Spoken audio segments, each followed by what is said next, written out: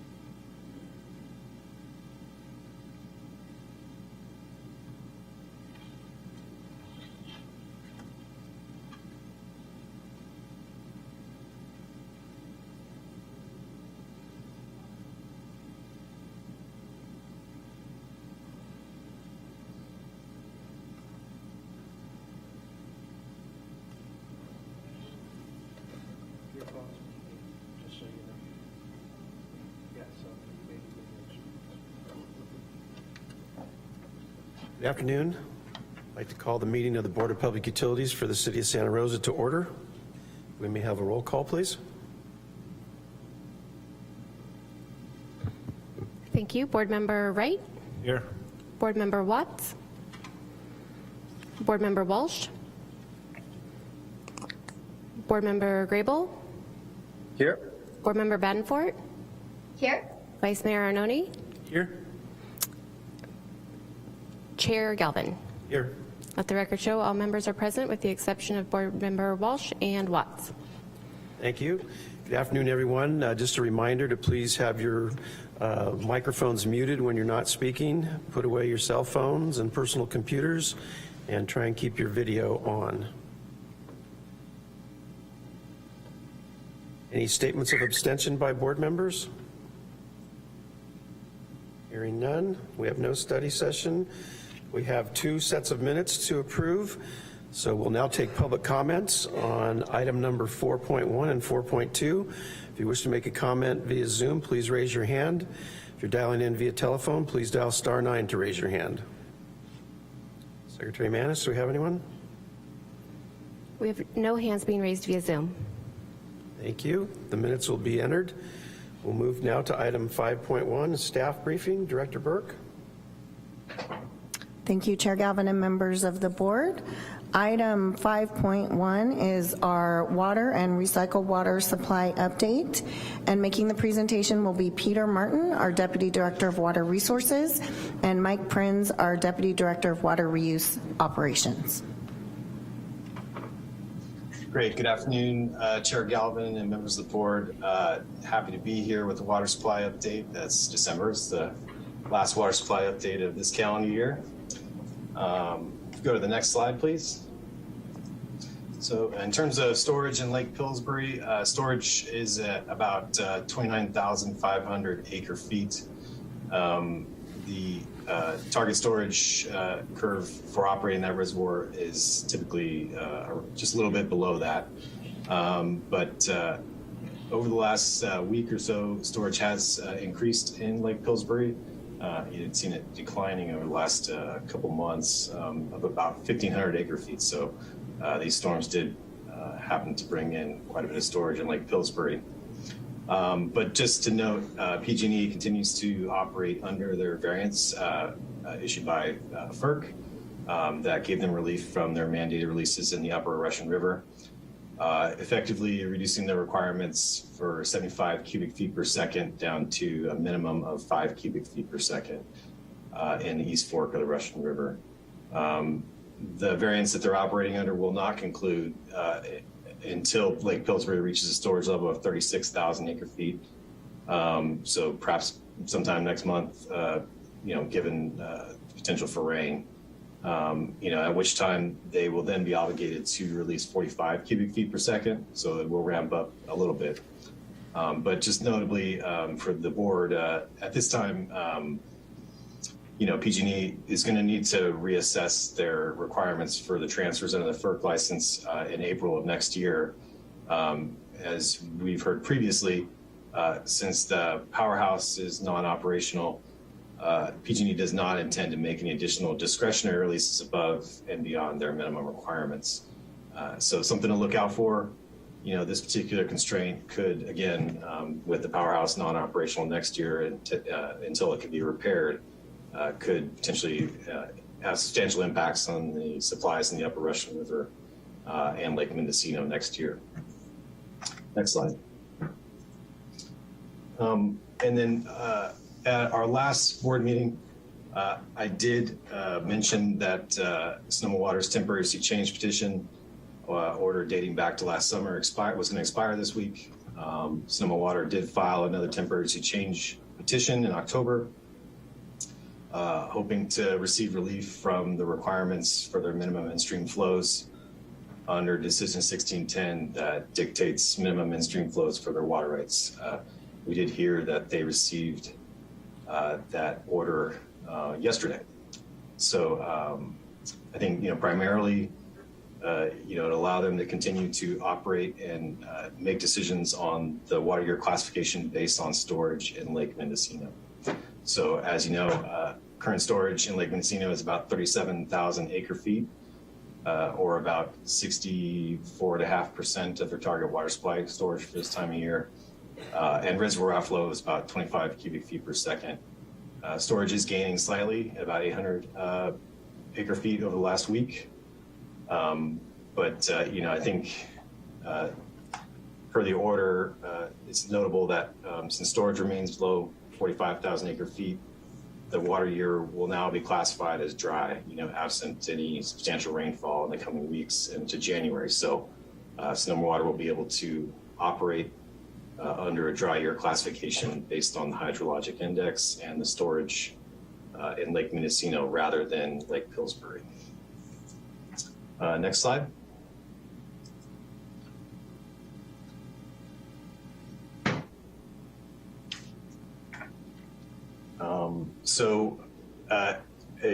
Yesterday, Sonoma Water did receive a temporary change order from the State Water Board. The prior order did not cover the in-stream flow requirements for Dry Creek between the confluence of the Russian River. As of right now, storage remains critically low in Lake Sonoma. It did get a bit of a pickup, but it's at about 98,800 acre feet right now, which is about 40% of the water supply pool. That does represent an increase of about 1,500 acre feet over the last week. But what has changed through that order that was issued yesterday is that they were able to reduce their releases from the reservoir down from 105 cubic feet per second requirement on Dry Creek to 80 cubic feet per second. So the hope is that that change will allow them to hold back more water in Lake Sonoma and perhaps, wait for some additional rain. And obviously at this point, the good news is that through the storms we recently had, everything is charged. So the hope is that any runoff that comes off over the next few storms is going to contribute substantially to new storage in Lake Sonoma. Next slide. We continue to track our targets consistent with the stage 3 of our water shortage contingency plan. In November, just last month, Santa Rosa residents did reduce their water use by 19% when compared to November of 2020. Sorry, that's a typo. So good news there. Folks are still continuing to conserve quite a bit, and we're seeing those numbers reflect that. And then cumulatively over the last 17 months, water use has been reduced by 19% when compared to that same time frame in 2020. Okay, to go to the next slide. So in terms of messaging this month, we're really going to be starting to, we've made the change over the last couple months to focusing on indoor water usage. Right now, the messaging is really focused around having folks find and fix leaks in their homes, and swapping out toilets with high efficiency models, and saving water indoors as much as possible. Next slide. And then I just wanted to note for the board that we last month launched, per the direction of the Water Conservation Subcommittee, the new high efficiency toilet rebate. Expanded marketing will significantly increase in January, but it is live right now. And so customers will be able to receive a rebate to upgrade their toilet that has a rating of 1.6 gallons per flush or greater. And the rebate will be $50 for a 1.1 gallon per flush toilet and $75 for a 0.8.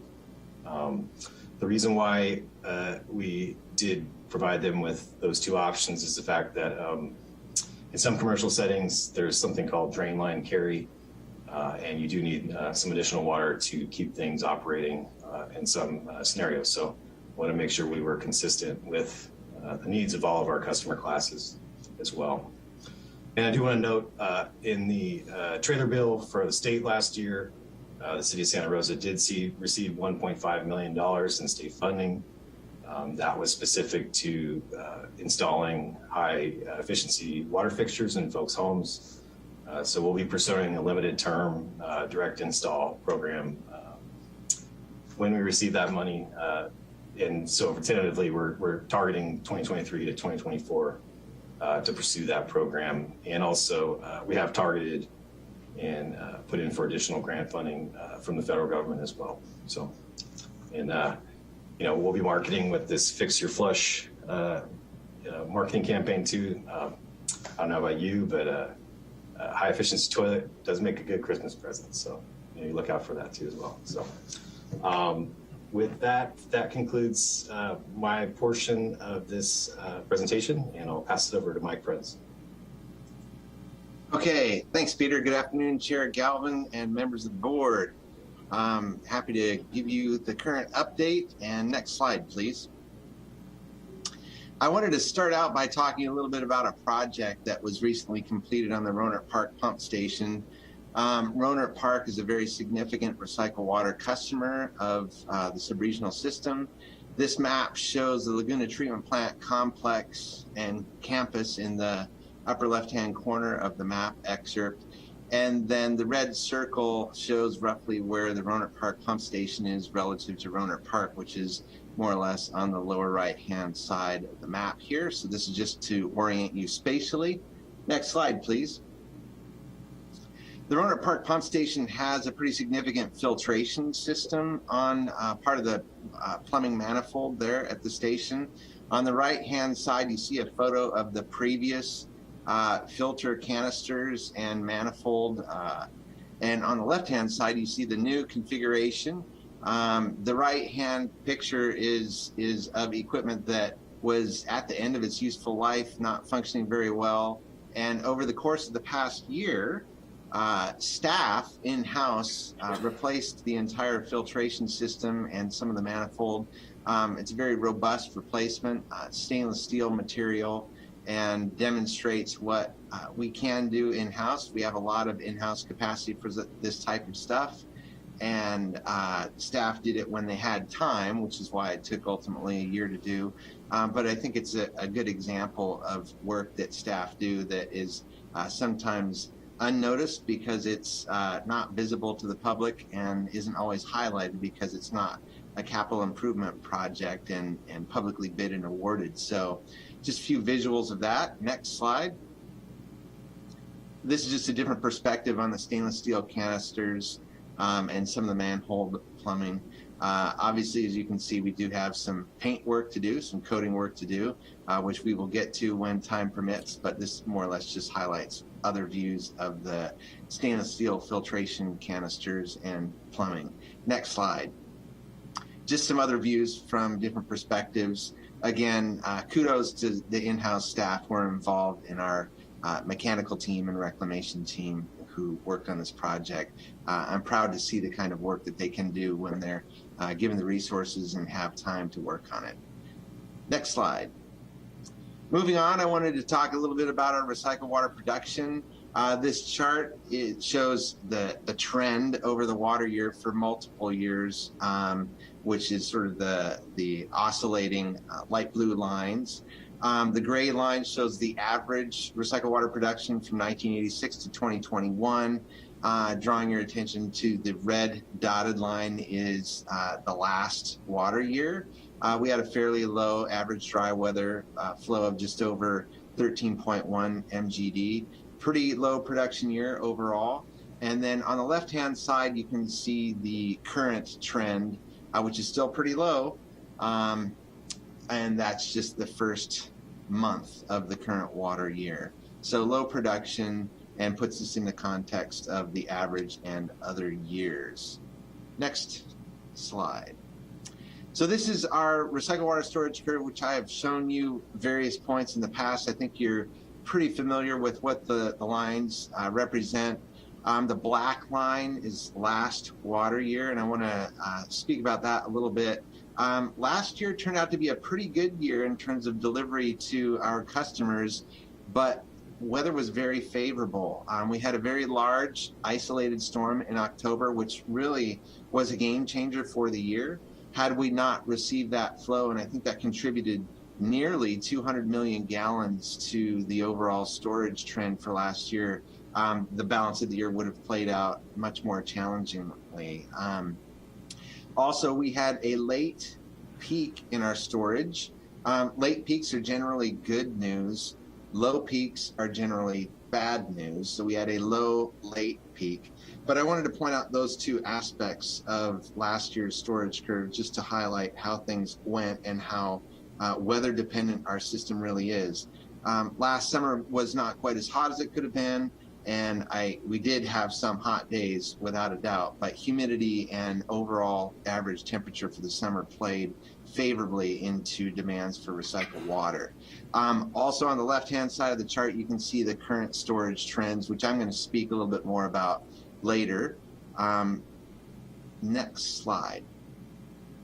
Here are some statistics and notes of interest regarding our agricultural irrigation season summary. As I mentioned, we did have a very good year. Weather, as I mentioned, was very favorable. Irrigation supply ended October 12th. Allotments were guaranteed until prior to that, September 30th. We let customers irrigate beyond that due to weather and storage levels. I think it's great to point out that 89% of our bulk agricultural allotments satisfied the need of our agricultural customers this year. They did not use all of their allotments on average.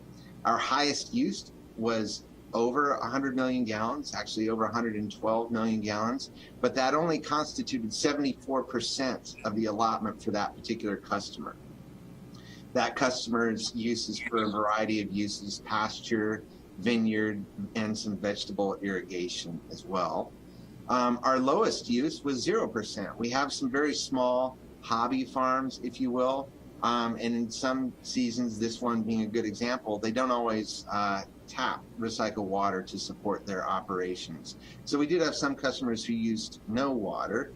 Our larger customer usage varied quite a bit, from on the low end to 2/3 to well over 100%, actually over 130%. Again, that's associated with late season irrigation generally when we would go over an allotment based on weather and storage levels. But suffice to say, I think it's a pretty good year when we have ranges of usage overall like that, and with a total bulk allotment consumption of actually under 90%. Next slide. A little bit of a summary about urban irrigation and our geysers operation. Urban irrigation tapered past October 12th due to weather. Roanoke Park's usage as of Halloween, October 31st, was only 2/3 of their 450 million gallon allotment, which is 297 million gallons. I believe there has probably been a little additional usage, but I'm sure it's tapered off significantly since then. For reasons we're still deciphering, we haven't got the Santa Rosa usage updated yet. That's generally fairly low. I think the mathematical allotment that we use for calculation purposes is around 30 million gallons, so does not have as significant an effect on storage levels. I can present that data when it is available in a subsequent update. Our 2022 calendar year geysers contract projection is above 90%. Which is our minimum requirement to meet contract compliance in our agreement with Calpine. We will easily do that by the 31st of December. We're currently running 4 pumps, and I actually expect it will come in the neighborhood of 91, possibly as much as 92%. And the end result, depending on the weather, and there's not a lot of rain in the forecast, is I predict that our recycled water storage will be on the average storage trend. Next slide. This chart is a twin of the prior chart that I showed you, with the exception that it shows the geysers flow since October 1st. And I'm going to be zooming into the lower left-hand corner of this chart and kind of explain why the flows to geysers step down and up the way that they do. On the right-hand vertical axis is the actual geysers flow rate. I want to emphasize that while that access goes up to 40 million gallons a day, that greatly exceeds the geyser's flow capacity. We really only deliver up to nominally 18 million gallons a day. So it's just the way the chart was built. So I don't want anyone to learn from that axis that we have greater capacity than we actually do. Nonetheless, moving forward, I want to zoom in on the lower left-hand portion of this chart. So next slide. This is just basically blown up to make it a little more visible and show that we have 5 pump strings, if you will. We have 3 pump stations up on Pine Flat Road. Each pump station has 5 pumps. So we tend to operate in the vicinity of certain flow rates based on the number of pumps that we have operating. And as we were tapering down in October, you can see the steps where flows would have been constant for a few days or even a week or so at 5 pumps, and then 4 pumps, and then 3 pumps is just over. What's shown here is the 400 million gallon storage level, but that's, I think, in the neighborhood of 11 million gallons a day. And then there's a short step at 2 pumps in late October. And then you can see where we would have the system off. And we did have some shutdowns that we needed to do for certain maintenance reasons, not the large scale annual maintenance, but some issues came up where we had to shut the system down to do some urgent maintenance. And what I really want to point out is, particularly in the second shutdown in this trend, is when geysers goes offline for whatever reason, the storage climbs, and it climbs quickly. Next slide. That's generally attributable to, especially this time of year, at the end of the season, our average dry weather flow at the plant is pretty low. And so when we have the geysers dropping below that flow rate, and then significantly in the event of a shutdown, that water is going almost directly into storage because there's no ag irrigation going on right now and little, if any, urban irrigation. So this trend, while it is a little bit busy, I wanted to point out the influence that shutting down geysers has on our storage trends. This shutdown phenomenon is less significant when temperatures are high and we're in the agricultural irrigation season, because there's a demand on storage from ag irrigation. But this time of year, when we have no rain and a geyser shut down, storage levels can jump up fairly quickly. Normally, I don't bother you, if you will, with the geysers information, but this is just to show you how when you take out other variables and you shut the geysers down, it can have a direct effect on storage levels despite no precipitation. When we do have precipitation, storage levels will climb noticeably as well, generally even when the geysers is online. But just a way to calibrate your perspective on the chart relative to geysers' influence on storage levels. That is the summary of my update for today. Thank you to both the deputy directors. I'll open it up for any board member questions or comments.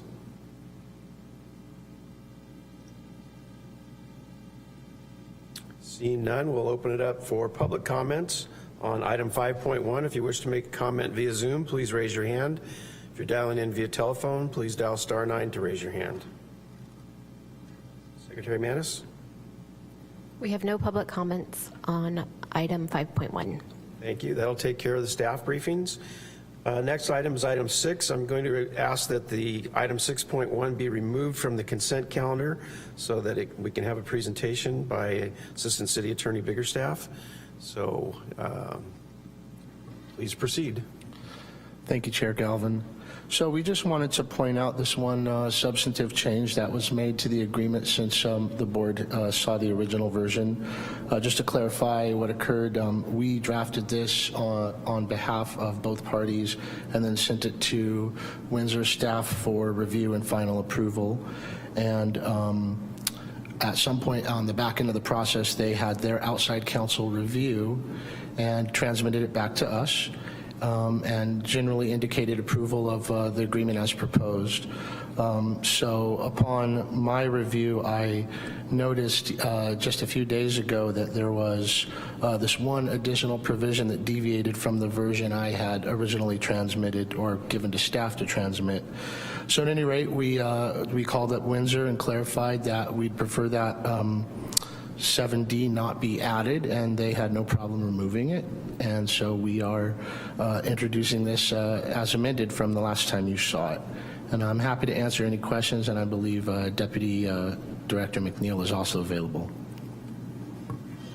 Thank you. So you all should have received today an updated red line version showing the most recent changes, and I've reviewed it. I think hopefully you all have, and I'm supportive of the changes that have been made and prepared to vote in favor of the agreement. I'll open it up now for any board member questions or comments. Vice Chair Arnone?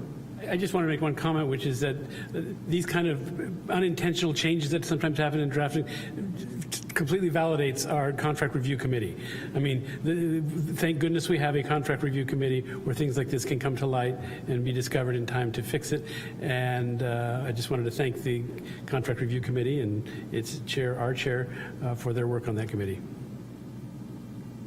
Thank you. Other board member questions or comments? All right, we'll now open it up for public comment on item 6.1. If you wish to make a comment via Zoom, please raise your hand. If you're dialing in via telephone, please dial *9. We should have had a motion first. My apologies. I'll call for a motion. I'll move to adopt. I'll second. Okay, we have a motion by board member or Vice Chair Arnone, seconded by board member Grable. Now I'll open it up for public comments on item 6.1. If you wish to make a comment via Zoom, please raise your hand. If you're dialing in via telephone, please dial *9 to raise your hand. Secretary Manis? We have no public comment on item 6.1. Thank you. May we have a roll call vote, please?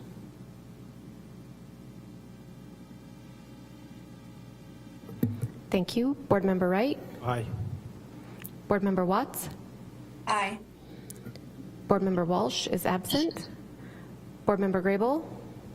Aye. Board Member Badenfort? Aye. Vice Chair Arnone? Aye. Chair Galvin? Aye. Let the record show this motion passes with 6 affirmative votes. Thank you. We have no report items. Item 8.1 is a public hearing. I will now open the public hearing and allow for public comment on item 8.1. Public hearing adopting new miscellaneous fees and increasing certain miscellaneous fees. If you wish to make a comment via Zoom, please raise your hand. If you're dialing in via telephone, please dial *9 to raise your hand. Chair Galvin, we need to do the presentation first. Oh, I apologize. Let's, okay. Director Burke, do you want to introduce Deputy Director Zanino? Thank you. Chair Galvin and members of the board. Item 8.1 is a public hearing adopting new miscellaneous fees and increasing certain miscellaneous fees. And Deputy Director of Administration Kimberly Zanino will be making the presentation.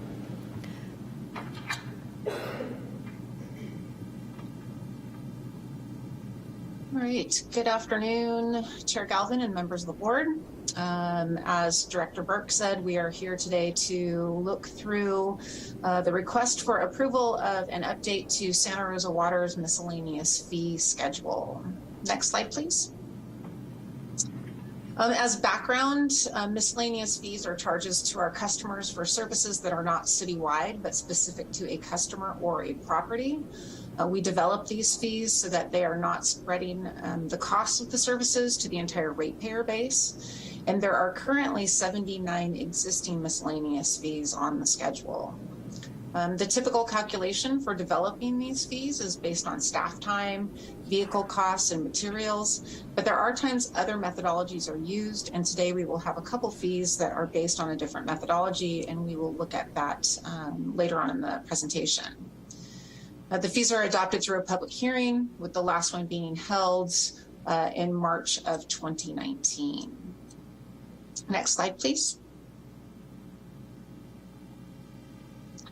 We are proposing several new fees that have been developed with this round of updates, and I will go through them, and I will also go through the calculations for each of them. So the first one is a payment plan processing fee. We have various payment plans available for demand fees. There is a downtown area payment plan, and then there are also residential payment plans. These provide customers the ability to pay their fees over 5 years. The residential plan was developed for existing properties that had health hazards and are required to connect to our water and wastewater systems. The downtown area plans were developed as the city began to implement measures to increase density in the downtown corridor. In March of this year, staff brought you an update to the Guide to Water and Wastewater Policy, and at that time, approval to create this fee was given to staff. And now that we are updating miscellaneous fees, we are including it here. We are basing the processing fee on 4 hours of labor from a civil engineering technician. This would be to process the original application and then the follow-up invoices that need to be processed each year following. The next fee is a manual water meter reading fee. And this is for properties in the city that are not on our automated meter reading system. We have 12 accounts currently without an automatically read meter. And while we don't have an official opt-out program, we have allowed these customers to retain their manually read meters upon their request. In order for them to have their meters read manually, however, we are proposing a fee based on a meter technician having to specifically drive to a property to read the meter monthly for billing. And the fee is based on 15 minutes of labor and vehicle costs. The next fee we are proposing is a credit card chargeback fee.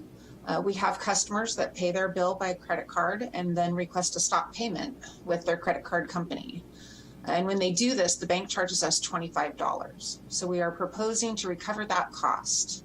This fee is only charged when the customer initiates the stop payment, not when the credit card company denies payment because of a suspected fraud. Next slide, please. We are also proposing a new fee when a customer is disconnected for water waste. The disconnection happens after the customer has been notified multiple times and warned that they are not complying with our water waste ordinance. This fee is based on a meter technician labor and vehicle costs to drive to the property, lock off the meter, and then return to the property to reestablish service. 2 additional fees are being proposed. These fees are for the water demand offset. When the water demand offset policy came before you for recommendation in March of 2022, and then was followed by City Council approval later that month, staff reported out that there would be a fee developed for processing the applications. There are 2 options for developers in the offset policy. The developer can pay the demand fee for the offset that is approved with the policy, which that money is then applied to a city-run program, or they can develop their own program. If they pay the offset fee, they will pay the smaller application fee shown here. But if they choose to develop a program, there will have to be an evaluation of the proposed program's water savings, which will take significantly more staff time and is therefore a much higher fee. The first fee is based on 2 hours of civil engineering technician time, and the second higher fee is based on 10 hours of time by a sustainability coordinator for the evaluation of the proposed program. Next slide, please. In addition to the new proposed fees that we've already shown you, we are also asking for your consideration of the modification to the high-strength waste tipping fees. Staff hired a consultant to review and evaluate the program, and with that study, they developed a fee schedule. And in that fee schedule, there are 2 new categories and other categories that have proposed updates, and we will look at the proposed fee schedule in a later slide. Next slide, please. We have provided with your agenda packets the full report that evaluated the fee schedule and many other components of the program. But with this slide, we are just providing you with a summary of the various components used in that evaluation. The consultants considered the effect of the increase on the waste haulers And as a little background, the fees were intentionally set lower in the past to increase program participation. And it's possible for us to do this because the waste that these haulers provide increases our ability to generate power. So there is a benefit to the regional system as well. In addition, it provides a local option that decreases the distance large trucks have to travel to dispose of the waste, which helps with reductions in greenhouse gas emissions. These factors were also considered in the development of the revised fee schedule and is also the reason for the extended implementation. Current capacity was evaluated, expansion of the program, and market and regulatory conditions were also considered. Next slide, please. The proposed schedule we are asking you to consider is only 3 years, which you will see next. However, we have the consultant produce a 10-year schedule for us, which we're showing you here. We are only requesting 3 years of the schedule to be considered with this round because we would like the opportunity to reevaluate the fees more regularly. And because processes can change, a 10-year schedule is just too long. This chart is also provided to put into context the increases on the 3-year schedule, which may have looked a little inconsistent in various categories. So we thought showing you the full 10 years would provide a little more clarity on the 3-year schedule. Next slide, please. This chart identifies the 3-year schedule that we are proposing and any annual increases. It also includes 2 new fees. I want to point out that the new fees are not new waste streams. It was just determined that it would be appropriate to separate them out and develop a new fee category for each one of those waste streams. And those are the medium and the low strength categories. Next slide, please. Since the waste hauler fees are based on volume, unlike the other proposed fees, which are just a one-time fee that we collect based on whatever the labor is or the work is that's done, this is actually done by volume. We thought you would like to see how it will affect customers. So we are also providing you with some sample billings for the various categories.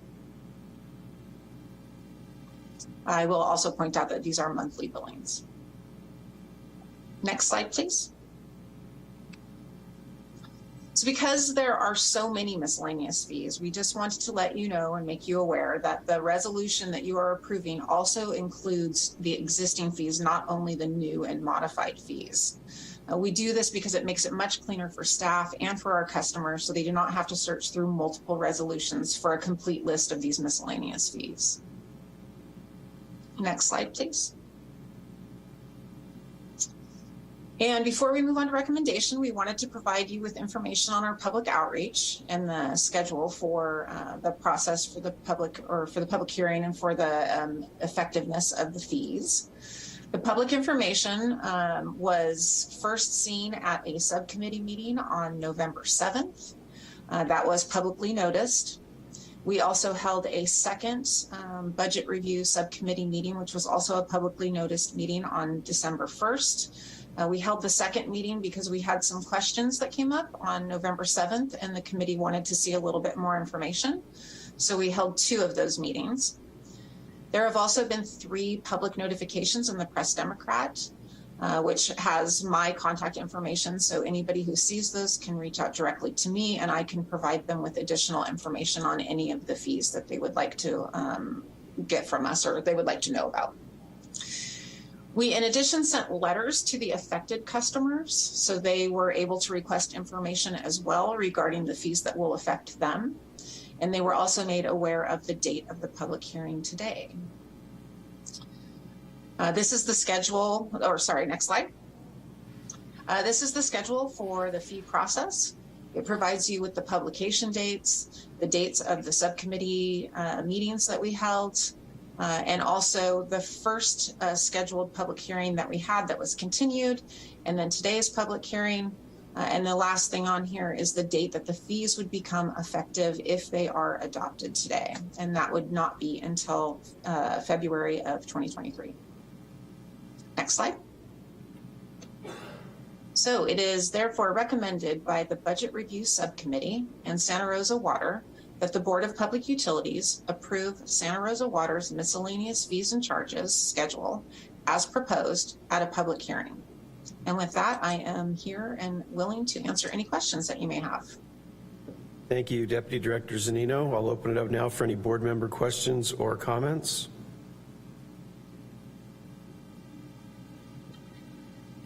Yes, Board Member Watts.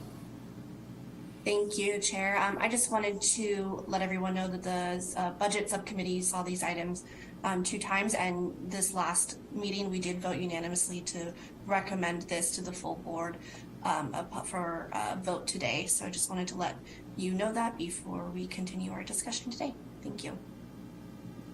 Thank you, Board Member Watts. Any other questions from the board?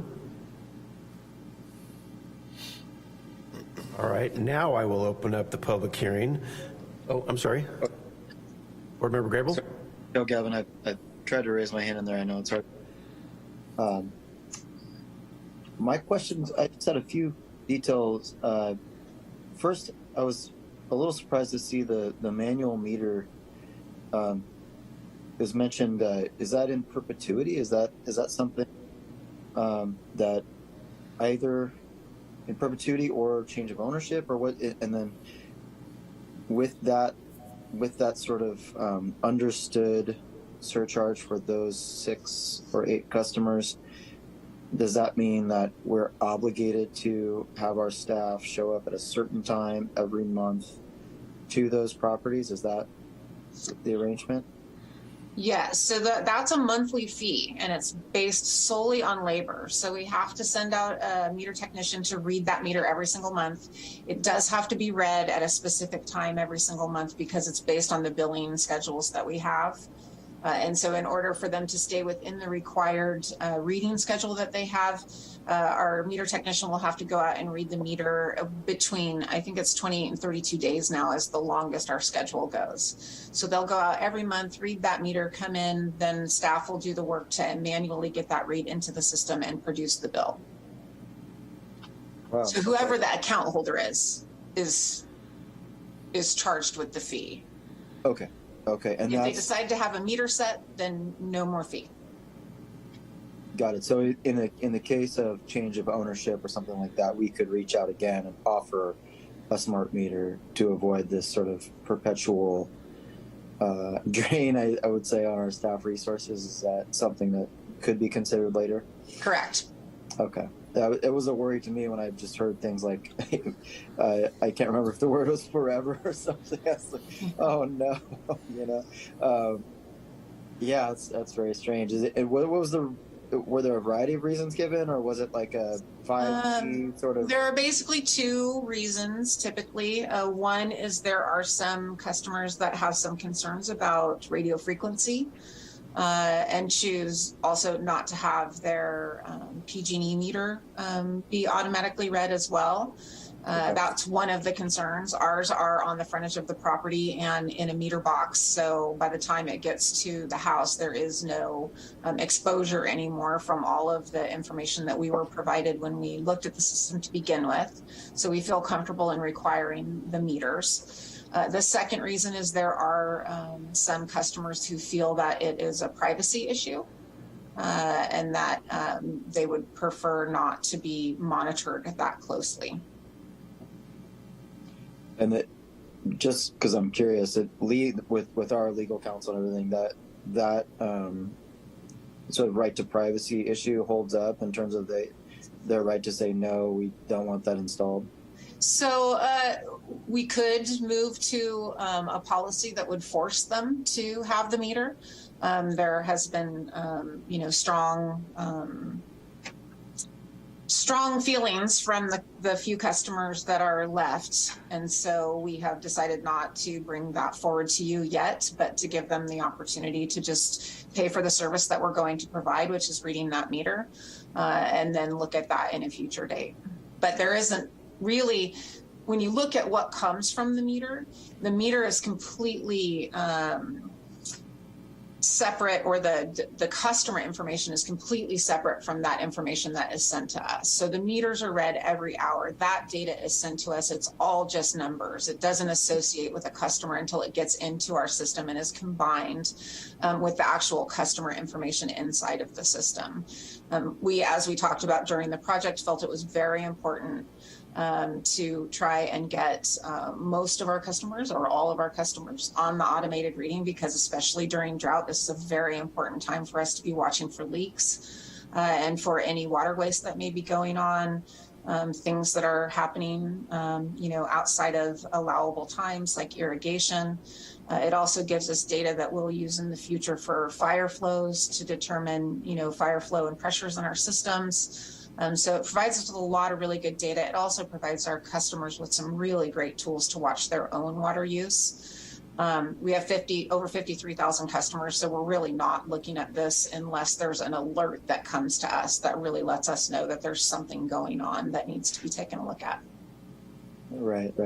No, and I guess it's so few customers that it's not a huge issue. I guess it's just a concern of mine, is that beholden, the staff being beholden to these customers to go at a certain time every month is, sometimes really, really challenging with, a priorities-based supervisorial practice where you got to stand staff where they're needed, not necessarily to go read a meter that day, right? So, but yeah, I understand that it's very few customers, so you got to do what you got to do. Thank you for for explaining it. You're welcome. My other question was on two other questions. One is on the high strength waste fee schedule. Part of the Nexus fee comparative study that you did, is it still, are we still in the good margins of having an incentive for people to come deliver high strength and other waste to us, as opposed to, it doesn't seem like it's a very high or a big increase, but yeah, my only concern is that people aren't then saying, oh, I'll bring it somewhere else. You know what I mean? And I think I see Deputy Director McNeil's on. His team was the one that ran the consultant study that looked at this. But I will say, knowing and looking at it, these fees have not been raised for many, many years. So there'll be very small increases to the customer. And that's why we provided you with some sample billings as well. It was very important during the process to make sure that we didn't take away that incentive actually to come to us instead of to go further and discharge that waste in other places.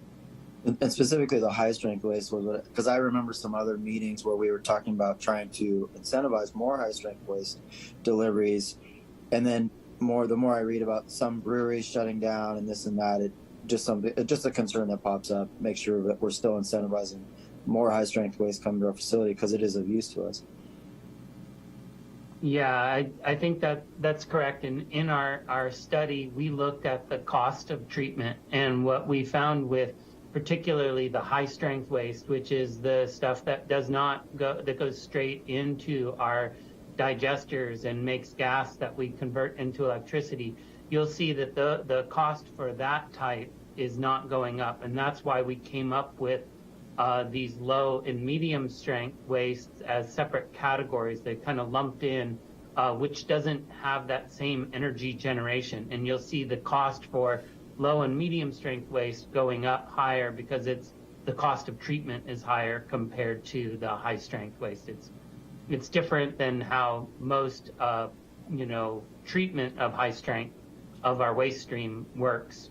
If it comes in a liquid form, that has to go through our full treatment process, and we need to separate it from the water. So that's exactly how we looked at this. And about being competitive, we believe in comparing our rates to East Bay Mud, which is probably the next closest large volume high strength waste. We are much cheaper than them on this. So we're not looking to make money. We're just looking to cover our costs and pay for necessary upgrades to the program to ensure continued operations. And that high strength is what it stayed at, like $46 or something like that. Is that what the fee was, kind of over that schedule? It's actually at 40. 40. Okay. Oh, cool. Thank you so much. My only other question was on the offset fee. I think it was the application fee, right, for the do-it-yourself, the DIY version of an offset plan. I guess it would be. What's the name for it?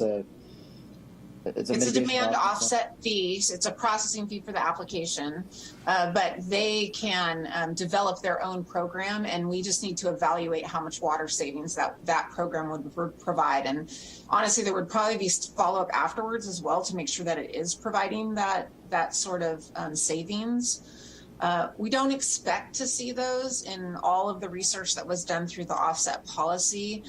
No, none of the developers were offering that up. They'd rather just pay into programs that are already developed and run by us instead of having to develop a program of their own. But it was requested that we have that available as an option, and so that's why that fee is in there. Yeah, exactly. No, I knew it was a sort of prohibitive to begin with, to have to kind of come up with your own plan and program for that. So that was my only concern, is that, yeah, it's, even it could be even more prohibitive if, for instance, there was, say, a large affordable development on a footprint with enough landscaping and bioswales and things where you could prove the metric adequately, right? Which, eventually we'd hope that most developments are doing things like that on site, especially large scale, large, footprint developments. But that was just something that popped up for me. And then the only other thing I was going to ask is if it sounds like it's not likely, but if someone was to apply, to have their program done on site and have that reviewed by our sustainability and other staff, that review would not necessarily hold up the project. The project could still move forward. It'd just be whether they're paying the full demand offset fee or whether they're doing it in-house on site and proving the metrics, correct? Correct. But it doesn't like, just in terms of permitting process and timelines, which I know are a huge issue for development, specifically of residential and affordable, it doesn't extend the timeline to where your project could be approved, right? I would imagine the only extension would just be the work back and forth between probably the coordinator who needs to evaluate the program and the developer. If they provide all the right information, it's just, allowing the sustainability coordinator the information they're going to need to determine whether or not there are going to be enough water savings from that. And it's only a one-time fee. It's just during the application. I think that, those applications get started fairly early in the policy or in the process, and they only are going to happen if we are in a specific stage of drought as well.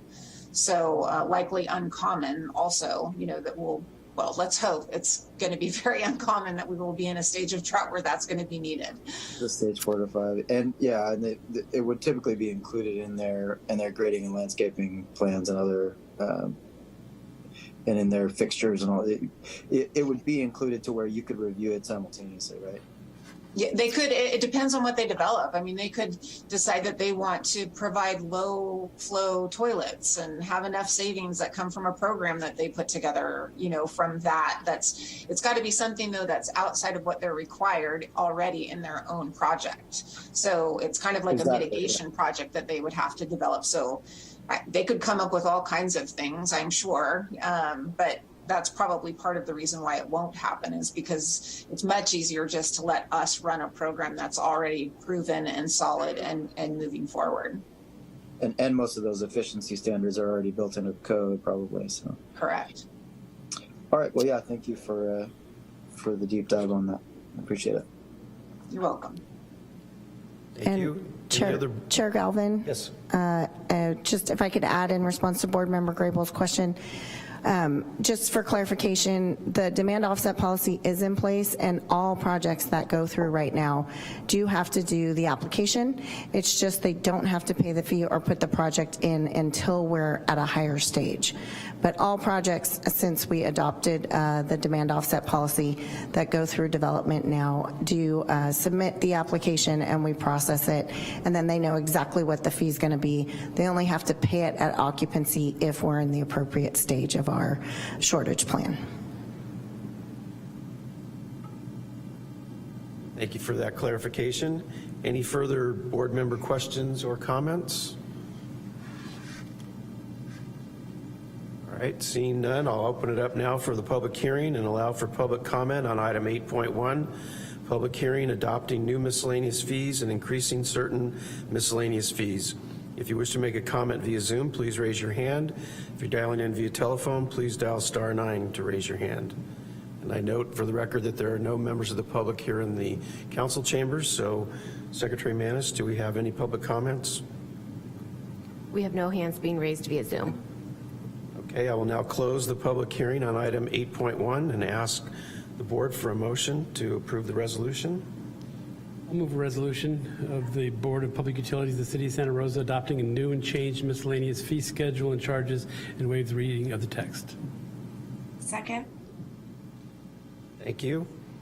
We have a motion by Vice Chair Arnone and a second by Board Member Watts. May we have a roll call vote, please? Thank you. Board Member Wright? Aye. Board Member Watts? Aye. Board Member Walsh is absent. Board Member Grable? Aye. Board Member Badenfort? Aye. Vice Chair Arnone? Aye. Chair Galvin? Aye. Let the record show that vote passes with 6 affirmative votes. Thank you. Thank you again, Deputy Director Zanino, for the presentation and all the work on the miscellaneous fees. We'll now move to item number 9, which is public comments on non-agenda matters. If you wish to make a comment via Zoom, please raise your hand. If you're dialing in via telephone, please dial *9 to raise your hand. Secretary Manis? We have no hands being raised for public comments on non-agenda matters. Thank you. We have no written referrals or written communications. We have 2 subcommittee reports. Board Member Watts? Yes, thank you. The Budget Review Subcommittee, we met for the second time on December 1st to review the new miscellaneous fee updates that you just saw presented today at the public hearing. And staff identified and updated all the new fees, which you were privy to today, and we received more detail on the calculations of these updated fees. And as mentioned, we did vote unanimously to recommend approval to the board, which is now moving forward from today. And that's it.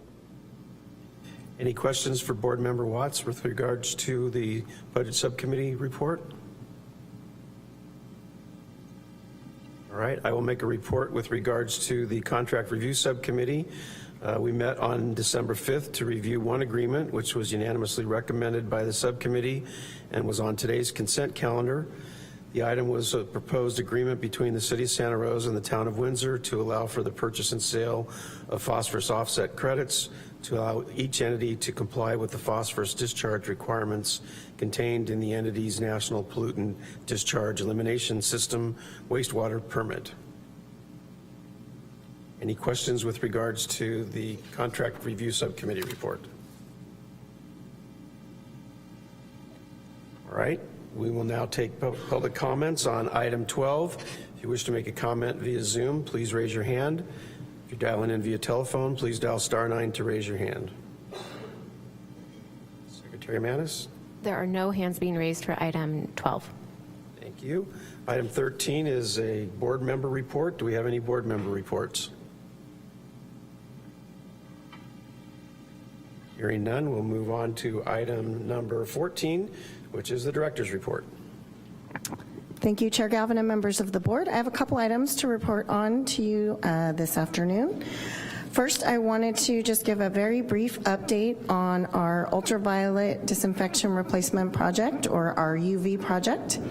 Very excited to Remind the board that the project is underway, and we've had mobilization as well as start of construction.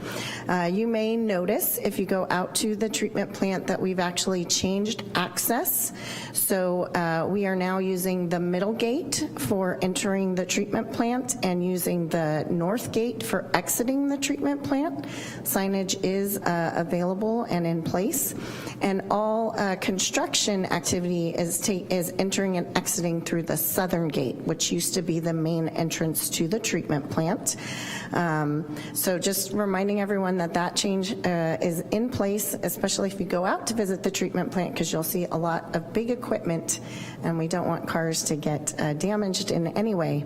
So please use the middle gate for entrance and the north gate for exit. We are about to make our first progress payment, so that's very exciting.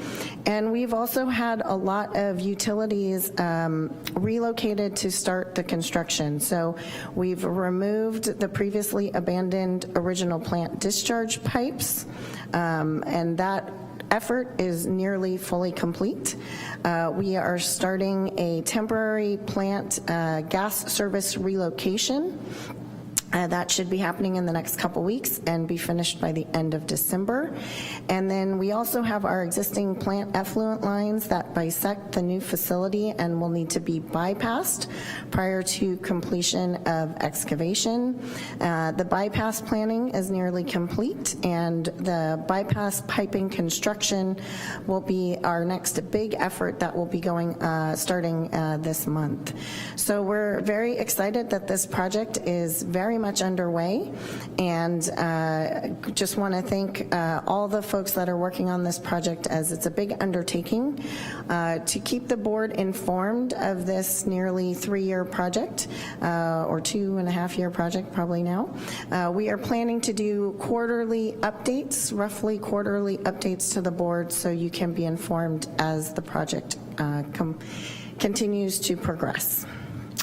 I also wanted to let the board know a wrap up on the 16-inch water main break that we provided you some information on earlier this week. So as you may recall, we had a 16-inch water main break on Carissa Avenue early Monday morning. At 3:10 in the morning, the water pumping station on Summerfield Road that feeds the area, as well as the water storage tanks above Annandale Heights, went into alarm. That notified our standby staff, and they arrived at the site to begin the investigation.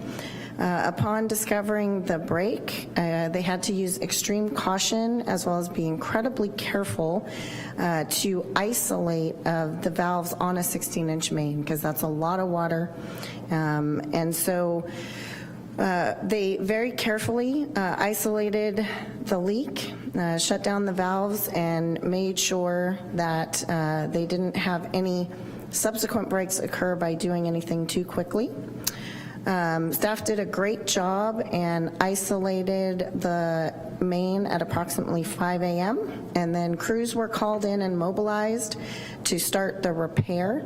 Repair started at 5:30 that morning. And the crews worked all day Monday and were able to complete the repair and open valves again at 7:05 that evening. So it was a major project and a major repair. I will note that this was the 16-inch PVC pipe was installed in 2003, and it serves as a transmission main from the pump station to the water storage tanks. So we had very little interruption to our customers, as there are no customer service lines off of that transmission main. Our crews also cleaned the debris on the street, the sidewalks, and the storm drains, made sure that residents in the area maintained water service. We ensured that there was no impacts to water quality.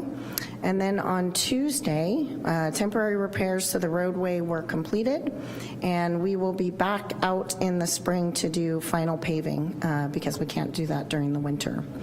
I did want to note, just because this was such a big job and our crews did such an amazing job repairing this, all the folks that participated. So if you bear with me, I just want to recognize the following utility service operators, seniors, and supervisors that were called out and helped repair this.